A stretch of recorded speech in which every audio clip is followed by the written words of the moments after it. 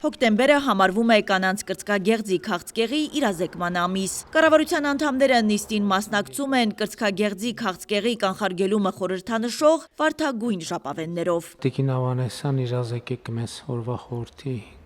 հետ կապված։ Այս տարի պետությունը սկսել է սկրինինգային ընդլայնված ծրագիր, որով պետական պատվերով փակում է սոցփաթեթի շահառուների, հաշմանդամ ունեցող անձանց, սոցիալական տարբեր խմբերի անձանց համար նաև մամոգրաֆիկ հետազոտությունները։ Առողջապահության նախարարն ընդգծում է, ինչպես ամբողջ աշխարհում, Հայաստանում ևս կրծքագեղձի քաղցկեղը բավականին մեծ հիվանդացության եւ մահացության բեռ է։ Նման արշավների միջոցով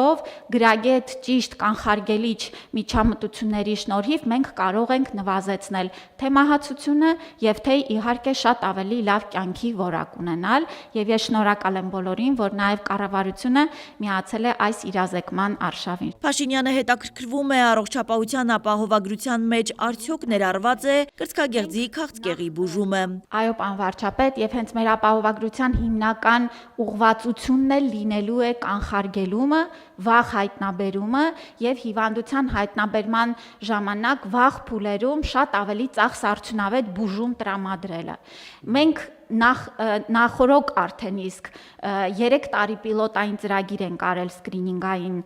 մեր մարզերում եւ այս տարվանից էլ արդեն ընդլայնված բոլոր 10-ից ավելի բժշկական կենտրոններ հիմա իրականացնում են պետական ծրագրով սկրինինգային հետազոտություններ եւ ապահովագրության փաթեթում էլ այո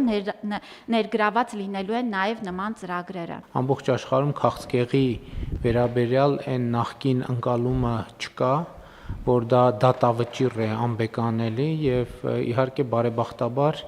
շատ են դեպքերը, երբ որ հիվանդությունը բուժվում եւ հաղթահարվում է, բայց իհարկե սրանում շատ էական նշանակություն ունի վաղ հայտնաբերումը։ Արդարադատության նախարար Սրփուհի Գալյանն էլ ներկայացնում է ֆիզիկական եւ իրավաբանական անձանց էլեկտրոնային ծանուցումների համակարգի ներդրման մասին օրենսդրական փաթեթը։ Այս փաթեթով ներդրում ենք էլեկտրոնային ծանուցումների մի ամբողջական մեխանիզմ, սկզբից մինչև վերջ նկարագրված, եւ եթե այդ մեխանիզմով անձը ծանուցվի եւ ծանուցումը բոլոր փուլերով անցնի, ապա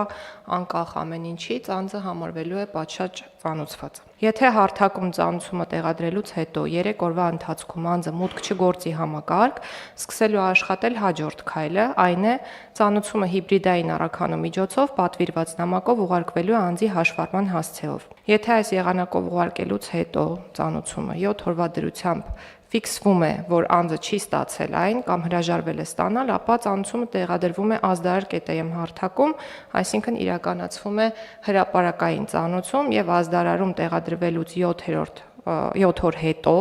անձը համարվում է այլևս պատշաճ ծանուցված։ Նախարարն ընդգծում է, իրավաբանական անձանց եւ անհատ ձեռնարկատերերի համար ծանուցման հարթակ է ընտրվել պետական եկամուտների կոմիտեի էլեկտրոնային հաշվետվությունների համակարգը, որտեղ նրանք ստանալու են ծանուցումներ ոչ միայն ՊԵԿ-ից, այլ նաեւ այլ պետական մարմիններից։ Հարգելի գործընկերներ, այս նախագիծը ըստ էության նշանակում է, որ Հայաստանի Հանրապետությունում ըստ էության դե յուրե վերածվում է ես ծանուցված չեմ հասկացությունը։ Դե յուրե, դե ֆակտո չգիտեմ ինչքանով, բայց դե ֆակտոյի մասին էլ Տիկին Գալյանը նշեց բոլոր հնարավոր տարբերակներով, այսինքն օբյեկտիվորեն, եթե օբյեկտիվորեն եւ ողջամտորեն նայենք այս սխեմային, ըստ էության տարբերակ չկա, երբ որ մարդը նաև դե ֆակտո ծանուցված չլինի։ Խնդիրն այն էր, որ միջևի մենք բազմաթիվ իրավիճակների հետ ենք բախվում, երբ որ մարդը դե ֆակտո ծանուցված լինելով, ըստ էության պետական մարմինները չեն կարողանում դե յուրե ապացուցել, որ անձը ծանուցված է,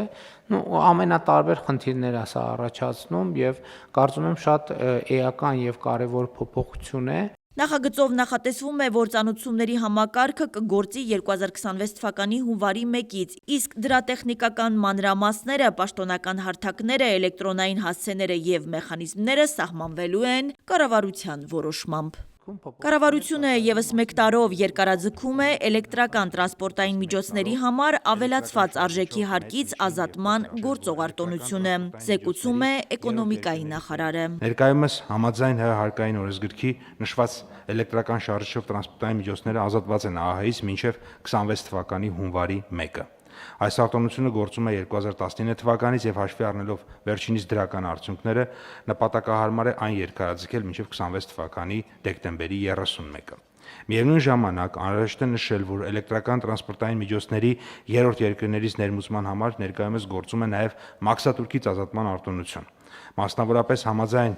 Մաքսային միության հանձնաժողովի որոշման Հայաստանը 22 թվականին ունեցել է 7000 միավոր, 23, 24 եւ 25 թվականների համար տարեկան 8000 միավոր էլեկտրական շարժիչով ավտոմեքենաների սակագնային քվոտա, որոնց ներմուծման դեպքում մաքսատուրք չի գանձվում։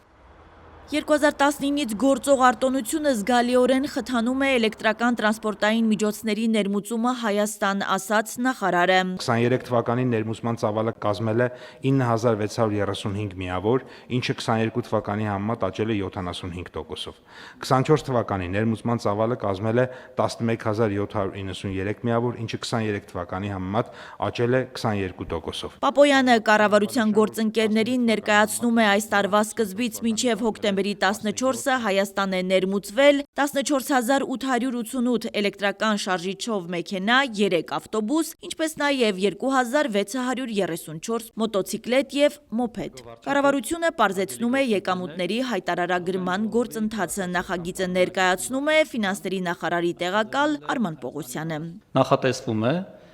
հայտարարագրերը նախագծել կամ այսպես կոչված նախալրացնել պետական եկամուտների կոմիտեի կողմից եւ հայտարարատուներին տալ բավական տևական ժամանակ մուտք գործելու պետական եկամուտների կոմիտեի համակարգ եւ ստուգելու հայտարարագրի ամբողջականությունն ու ճշտությունը եւ ըստ այդմ, ըստ անհրաժեշտության կատարելու համապատասխան փոփոխություններ եւ կամ լրացումներ։ Իսկ եթե չկան այդպիսի փոփոխությունների եւ լրացումների անհրաժեշտություն, ապա հայտարարագրի ներկայացման վերջնաժամկետին, որը սովորական կանոնի համաձայն հաշվետու տարվան հաջորդող տարվա հուլիսի 1-ն է,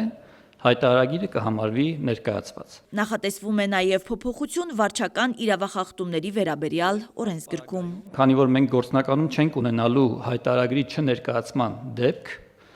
նախատեսվում է զուգահեռաբար վարչական իրավախախտումների վերաբերյալ Հայաստանի Հանրապետության օրենսգրքից հանել հայտարարագիրը սահմանված ժամկետում չներկայացնելու համար նախատեսված պատասխանատվության միջոցը, որը առաջին դեպքում նախազգուշացում էր, երկրորդ դեպքում տուգանք։ Փոխնախարարը նաև ներկայացրեց մի շարք լրացուցիչ փոփոխություններ։ Նախատեսվում է ընդլայնել երրորդ անձանց կողմից հարկային մարմնին ներկայացվող տեղեկատվության շրջանակը։ Խոսքն այստեղ կարող է լինել օրինակ բնակության պետական ռեգիստրի կողմից ներկայացվող տեղեկատվության մասին կամ ֆիզիկական անձի սահմանահատման կամ Հայաստանում գտնվելու օրերի քանակի մասին։ Ֆինանսների նախարարի տեղակալն իրազեկում է ընտանիքի անդամների միջև փոխանցվող գումարները կենցաղային ծախսերի կամ աջակցության նպատակով կազատվեն հայտարարագրման պարտականությունից։ Բանկերից կամ ֆինանսական հաստատություններից ստացվող տեղեկատվությունը հարկային մարմիններին կփոխանցվի միայն այն դեպքում, երբ քաղաքացին տվել է իր համաձայնությունը։ Բեռնատարների վարորդները կառավարության մոտ կրկին բողոքի ակցիա են իրականացնում։ Հիշեցնենք, այս տարվա հունվարի 1-ից ոչ վիզային ռեժիմի երկրների քաղաքացիները, որոնք ՌԴ են մուտք գործում ոչ աշխատելու նպատակով, օրացույցային տարվա ընթացքում կարող են մնալ 90 օր, նախկին 180 օրվա փոխարեն։ Վարորդները պնդում են, որ 90 օրը քիչ է, որովհետև թույլատրելի ժամկետի մեծ մասն իրենք կարող են անցկացնել, օրինակ Վլադիկավկազում կամ Վերին Լարսում հերթերի մեջ։ Էդի բոլորից հարցն է, եթե հարցի լուծում չեն տալու, մենք ճանապարհը փակելու ենք 100%։ Բոլոր տամոժնիները ու ոչ մեկ չի կարող մեզ ասի, գիտես ինչ կա, հանենք, ինչ հիմար հանենք, որ հարցի լուծում չստանանք։ Զգուշացում եմ ստացվում, որ ես օր չունեմ Ռուսաստան մտնելու։ Որ գնամ արդեն շո դեպորտ եմ եկել։ Ինչ 90 օր, ինչ 100 օր, 120 օր։ Այդ 90 օր ընդհանրապես թող հանվի, սենց գնաց, մի ամիս հետո մեր դոլարով հաց ենք առնելու դեն։ Էկոնոմիկայի նախարար Գևորգ Պապոյանը հանդիպել է ակցիայի մասնակիցներին։ Ուղիղ ասում եմ, ես էլ գիտեմ, որ 90 օրը մեր պարագայում դա չաշխատող տարբերակ է, որտեղ 90 օր մենակ դուք Վերին Լարսում կարող եք կանգնեք տարվա մեջ։ Եթե օրինակ ես անցակետը անցնում եմ, ժամը 3:11-ին անձնագրայինը անցա, այնտեղ որ ժամը ֆիքսում, ուղիղ ամսաթիվ։ Եկել եմ ինչ-որ X տեղ դատարկման, բեռնաթափման, ուրբաթ-շաբաթ Կիրակի մեքենան կանգնում է, իմ օրերը պտտվում է, եւ էլի նմանատիպ բազմաթիվ խնդիրներ։ 90 օր մենակ կարող է դուք վերին լարսում կանգնել։ Հավատացեք, ամենաբարձր մակարդակով զբաղվում ենք այդ հարցում ԵԱՏՄ-ում, եւ ես շատ մեծ հույս ունեմ, որ խնդիրը լուծվելու է։ Հասմիկ Ֆահրադյան, Արման լուր։